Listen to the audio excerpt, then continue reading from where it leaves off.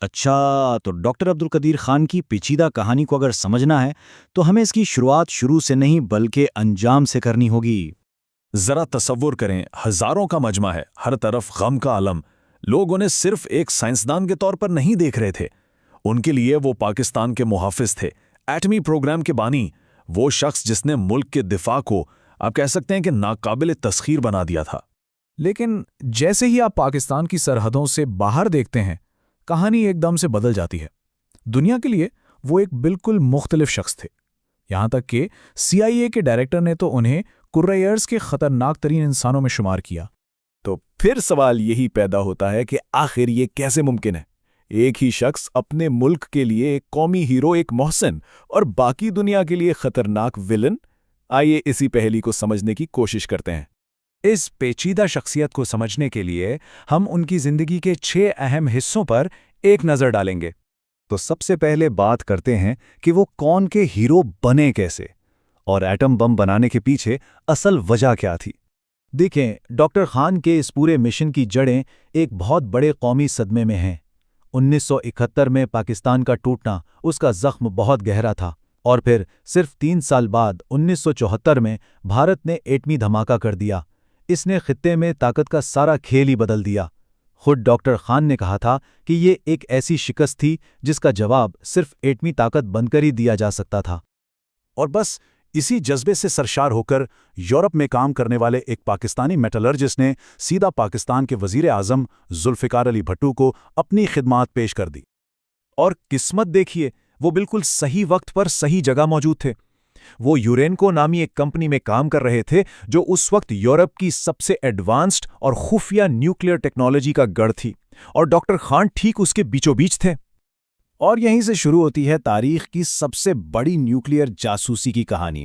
Doctor Khan نے وہاں اپنی پوزیشن کا خوب فائدہ اٹھایا، لوگوں سے دوستیاں کیں، خفیہ ترین جگہوں تک پہنچے، اور انتہائی اہم بلو پرنٹس کی کاپیاں بنا لیں۔ اور پھر ایک دن وہ یہ سارا خزانہ 3 سوٹ کیسوں میں بھر کر سیدھا پاکستان آ گئے۔ یہ کوئی چھوٹی موٹی چوری نہیں تھی، یہ تو مغرب کا سب سے بڑا راز چرانے کے برابر تھا۔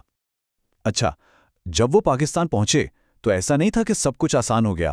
انہیں ملک کے اندر ہی ایک بڑی مخالفت کا سامنا کرنا پڑا، خاص طور پر اٹامک انرجی کمیشن کے ہیڈ منیر احمد خان کی طرف سے۔ لیکن وہ ڈٹے رہے، اور آخرکار مئی 1998 میں وہ لمحہ آ ہی گیا جب بھارت نے دھماکے کیے تو پاکستان نے صرف چند دنوں کے اندر جواب میں 6 کامیاب ایٹمی دھماکے کر کے پوری دنیا کو حیران کر دیا۔ اس کے بعد جو ہوا وہ تاریخ ہے۔ پورا ملک جشن منا رہا تھا، اور ڈاکٹر عبد القدیر خان ایک ہی رات میں قومی ہیرو، محسن پاکستان بن گئے۔ وہ اس بات کی زندہ مثال بن گئے کہ اب پاکستان کا دفاع واقعی بہت مضبوط ہے۔ لیکن یہیں سے کہانی ایک نیا اور بہت تاریک موڑ لیتی ہے۔ وہی خفیہ نیٹ ورک جو پاکستان کے لیے ٹیکنالوجی لا رہا تھا، اب وہ ٹیکنالوجی پاکستان سے باہر لے جانے لگا تھا۔ الزام یہ تھا کہ ڈاکٹر خان نے وہی نیوکلیئر ٹیکنالوجی اور ڈیزائنز ایران، لیبیا اور شمالی کوریا جیسے ملکوں کو بیچنا شروع کر دیے، اور اس طرح دنیا کی سب سے بڑی نیوکلیئر بلیک مارکیٹ کا آغاز ہوا۔ پھر آیا سال 2003۔ امریکی اور برطانوی خفیہ ایجنسیوں کو لیبیا میں اس نیٹ ورک کے پکے ثبوت مل گئے۔ اس کے بعد پاکستان پر پوری دنیا سے زبردست دباؤ پڑنا شروع ہو گیا کہ اس معاملے کی تہہ تک پہنچا جائے۔ اور اس دباؤ کا نتیجہ ایک ایسا اعتراف جو ٹی وی پر نشر ہوا اور جس نے پورے پاکستان کو ہلا کر رکھ دیا۔ ملک کا سب سے بڑا ہیرو کیمرے کے سامنے آ کر کہتا ہے کہ ہاں، یہ سب میں نے کیا ہے۔ بہت سے لوگوں کا آج بھی یہی ماننا ہے کہ یہ اعتراف ان سے زبردستی کروایا گیا تھا۔ اور یہاں دیکھیے ایک اور عجیب بات ہوئی۔ صدر مشرف نے انہیں معافی بھی دے دی، لیکن ساتھ ہی گھر میں نظر بند بھی کر دیا۔ مطلب ایک طرف انہیں بچایا جا رہا تھا اور دوسری طرف ان کی زبان بندی کی جا رہی تھی۔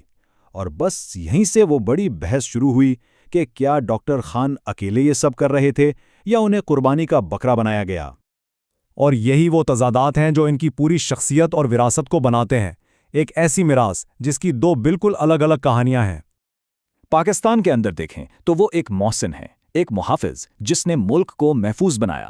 لیکن پاکستان سے باہر دیکھیں تو وہ ایک ویلن ہے جس نے دنیا کو ایک خطرناک جگہ بنا دیا۔ ایک طرف قومی فخر کی داستان ہے تو دوسری طرف پوری دنیا کی سلامتی پر ایک سوالیہ نشان۔ تو آخر میں سوال پھر وہی ہے، ڈاکٹر عبد القدیر خان اصل میں کیا تھے؟ ایک ہیرو جس نے اپنے ملک کے لیے ہر اصول توڑ دیا، یا ایک ایسا شخص جس کے ذاتی فیصلوں نے پوری دنیا کو ایک بڑے خطرے میں ڈال دیا؟ ان کی کہانی صرف ایک شخص کی کہانی نہیں ہے، یہ قوم پرستی، سیکیورٹی، انا اور ایٹم کی اس خوفناک طاقت کی کہانی ہے جو اچھائی اور برائی دونوں کے لیے استعمال ہو سکتی ہے۔